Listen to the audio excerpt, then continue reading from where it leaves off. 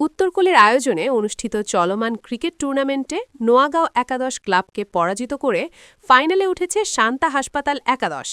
সেমিফাইনালের এই ম্যাচে দলটি শক্তিশালী পারফরম্যান্সের মাধ্যমে জয় নিশ্চিত করে।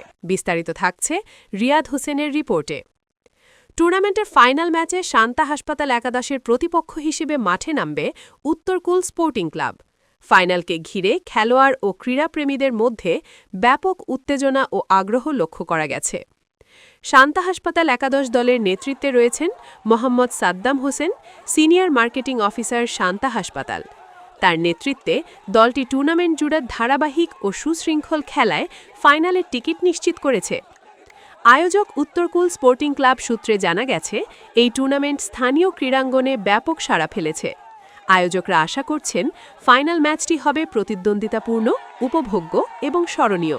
উত্তরকূল পিচ কাপ নিয়েছিল, আমরা সাতবাড়িয়া এবং শান্তা হসপিটাল পক্ষ নিয়ে আমরা একটা খেলা নিয়েছিলাম।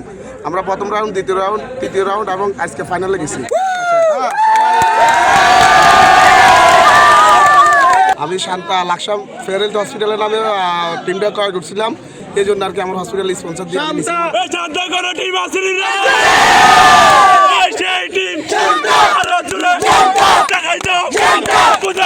আমারটা খুব আনন্দ লাগতেছে এবং আমার সাতবাড়িয়ার মানুষ আমরা সবাই মিলে যে আনন্দটা পাইছি, সবচেয়ে সুন্দর আনন্দ পাইছি এবং দর্শকের সবচেয়ে মূল কথা হলো সবাই মিলে দর্শকের খুব ভালো একটা আনন্দ পাইছে, এটাই ভালো লাগছে।